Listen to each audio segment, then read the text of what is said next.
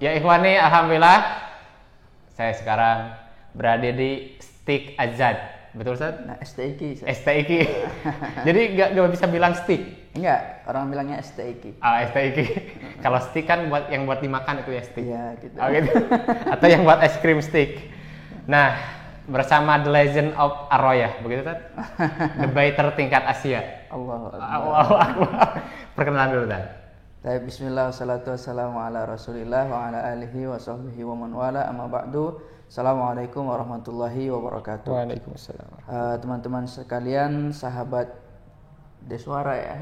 Betul. Yang semoga senantiasa dirahmati oleh Allah Subhanahu wa taala. Bersyukur kita kepada Allah yang telah menjadikan silaturahim ini adalah salah satu simbol dari indahnya Islam, ukhuwah Islamiyah. Saling mengunjungi, saling kunjung mengunjungi, saling berbagi, itu adalah salah satu bentuk dari indahnya Islam. Kemudian kita berselawat kepada Rasul kita yang mulia Muhammad bin Abdillah, salawatu rabbihi wa salamuhu alaihi, yang telah mengajarkan kita tentang keindahan itu sendiri.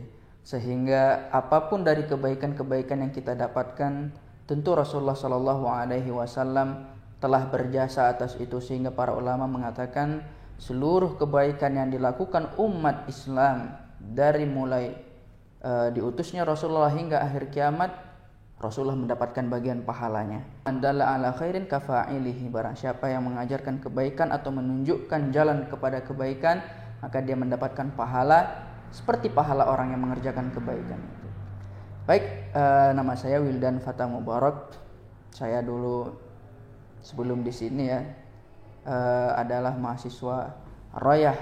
Nah, saya pernah sekolah di Arroyah dari I'dad sampai tamat, alhamdulillah. 5 tahun. 5 tahun. Dan inilah teman saya, adik kelas. Iya.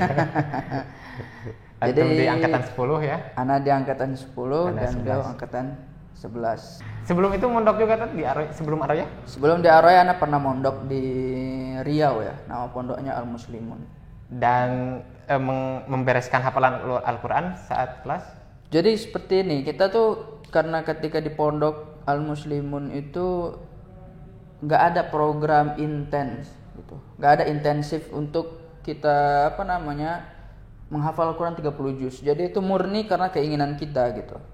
Apalagi orang tua yang sering memotivasi ini luar biasa. Kalau antum semua pengen menghafal Quran, mau apa aja lah kebaikan, jangan lupa minta nasihat, minta doa dari orang tua. Ini yang nggak pernah saya tinggalkan, alhamdulillah. Tiap orang tua datang selalu minta doa dan didoakan sama orang tua. Sehingga ya dulu cuman 1 juz sudah selesai, 2 juz paling banyak ya orang hafal Quran. Ada yang 5 juz dan itu semuanya sendiri gitu. Teman-teman ngafal Quran sendiri. Cuman karena kita ingin lebih gitu kan, dan alhamdulillah ada ustadz yang masya Allah, ustadz ini dia nggak hafiz Quran tapi senang sama orang yang hafal Quran. Jadi dia itu ya inilah pahala beliau tadi ya, beliau nggak hafal Quran tapi beliau dapat pahala hafal Quran karena beliau memotivasi. Beliau selalu ngajak saya ikut lomba gitu kan. Bayangin saya ketika itu baru hafal 6 juz disuruh ikut lomba 10 juz. Kok bisa? Gimana tuh? Kan gini ceritanya, kan kalau di MTQ itu kalau hafalnya cuma 5 juz, berarti nanti ikut tandingnya tes 5 juz plus tilawah. Iya. Nah, kan saya nggak pandai tilawah nih, belum belajar. Udah belajar tapi nggak pandai-pandai. Sampai sekarang belum bisa belajar tilawah yang pakai nada-nada seni itu kan. Ya. Dan saya nggak bisa Ustaz. Saya mending disuruh ikut 10 juz, modal 6 juz daripada 5 juz plus tilawah. Ya udah ikut aja. Alhamdulillahnya dapat juara 2. Masya Allah. Alhamdulillahnya dapat juara 2, jadi makin termotivasi kan. Tahun depan udah 15 juz. Ikut lagi 10 juz, juara 1. Tahun depan yang penting bertambah terus, tahun depannya ikut 20 juz. Dan ketika saya udah hafal 20 juz itu saya udah kelas 3 SMA. Berarti udah tamat gitu kan. Jadi tamat dari pondok cuman punya 20 juz, baru 20 juz. Oh, Masya Allah. Dan itu sendiri ya, gak ada program? Gak ada. Jadi gimana keadaannya kalau ada sekarang tulab di Mahat Tahfidz tapi justru gak hafal? Ini nih. Makanya saya bersyukur kepada Allah Subhanahu wa taala telah memberikan saya satu kesusahan supaya menjadi pelajaran buat orang lain. Jadi gini ceritanya kan, kalau seandainya ada orang yang dia nggak di ma'had tahfiz, nggak ada guru tahfiz, nggak ada program tahfiz bisa ngafal Quran, berarti yang di ma'had tahfiz ini kan kalau bisa lebih cepat. Betul. Kan gitu. Jangan malah membuat alasan baru lagi gitu. Biasanya Ustadz sering dapat alasan-alasan apa gitu. Beliau bilang, mereka tuh bilang seperti ini, saya tuh hafalannya lemah. Sama, semua orang yang mulai menghafal itu kan kayak gitu, dia ngulang-ngulang. Cuman yang membedakan kan, ada yang bertahan, ada yang nggak bertahan, sebenarnya itu aja. Ada yang bertahan, memilih lanjut meskipun susah, ada yang memilih mundur. Karena kan otak kita seperti pisau, makin diasah, makin sabar kita mengasahnya tajam. Tapi kalau kita asah dia nggak tajam-tajam, kemudian kita berhenti, udah selesai. Dan mengasah yang pertama itu yang susah. Oh iya. Mengasah yang pertama aja yang susah. Menghafal 1 juz di awal aja yang susah. Nanti setelahnya udah gampang insya Allah. Allah mudahkan, apalagi kita kalau niatnya tulus memang betul-betul untuk memuliakan Al-Quran, untuk menjadi ahlul Quran. Dan satu doa yang diajarkan oleh salah seorang guru kita, jangan cuma sekedar minta untuk menghafal Quran, tapi minta sama Allah supaya kita tuh cinta kepada Al-Quran. Banyak orang yang sudah hafal Quran kemudian berhenti murajaah, padahal kata orang kan kalau seandainya menghafal itu adalah cinta, murajaah itu adalah setia. Maka tidak ada cinta kalau tidak ada kesetiaan. Kan? Masya Allah. Mudah-mudahan Anda menjadi setia ya seperti nama Anda. Amin.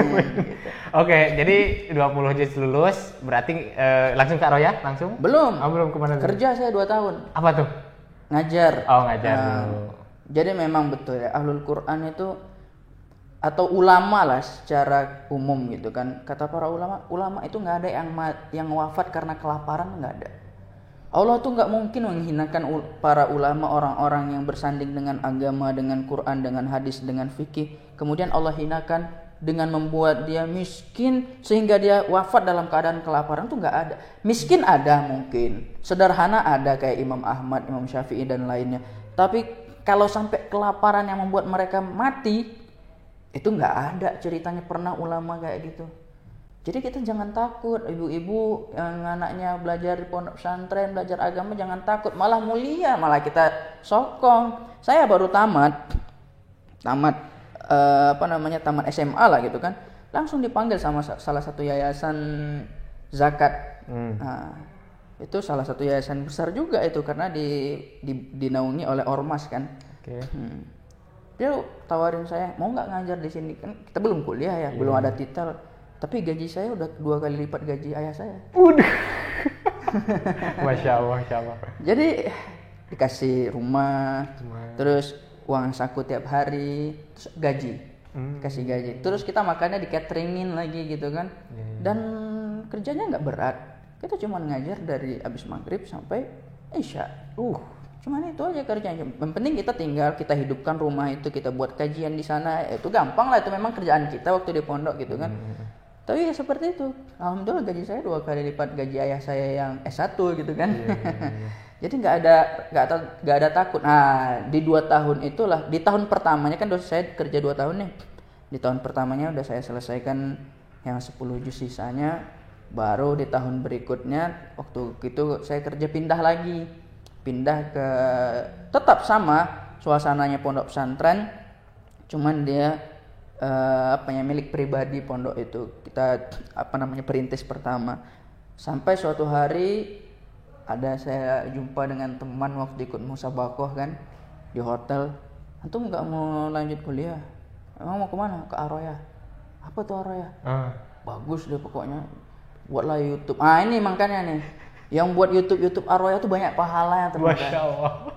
Banyak orang yang masuk Ar-Royah gara-gara YouTube itu. Iya. Makanya antum yang punya channel YouTube, buat yang faidah supaya antum itu, orang dibilang kan uktub syai'an tu'jar bihi. Tulis sesuatu yang ente dapat pahala gara-gara itu. Jangan yang aneh-aneh.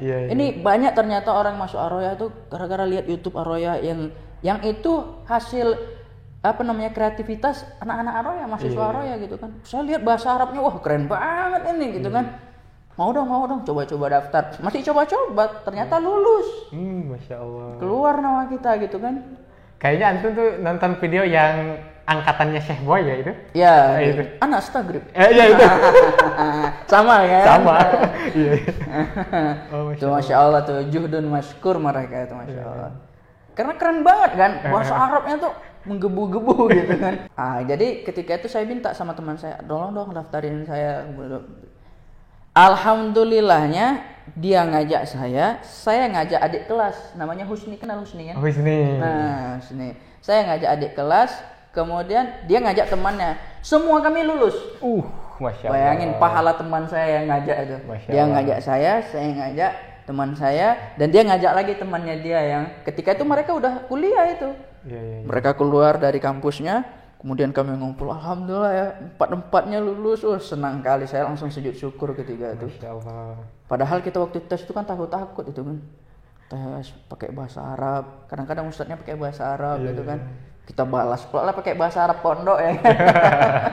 Orang pondok itu kan pede ya, karena dia kan belum melihat saingannya di luar, jadi dia pede, dia kayak udah benar aja. Jadi gitu. dulu di pondok pun sempat belajar ada bahasa Arabnya juga. Ada belajar bahasa Arab, ikut-ikut lomba juga pidato bahasa Arab gitu kan.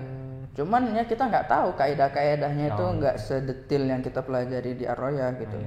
Baru setelah dites, anak ketika dites itu, habis dites, anak keluar pintu, langsung petugasnya itu kan maskulnya langsung datangin, berkas antum pegang aja, nanti bawa ke Jakarta, serahkan berkas ini. Oh ini apa artinya ini?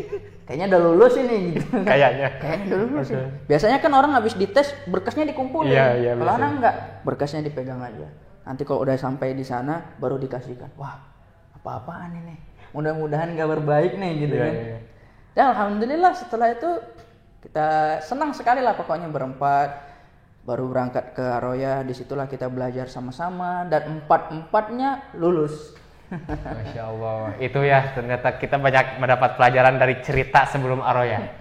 Nah sekarang yang puncaknya nih cerita pas di Ar-Royah. Kan antum nih masyhur banget nih adalah menjadi debater tingkat Asia nih. Nah dari awal masuk Ar-Royah sampai akhir yang bisa diceritakan buat motivasi apa?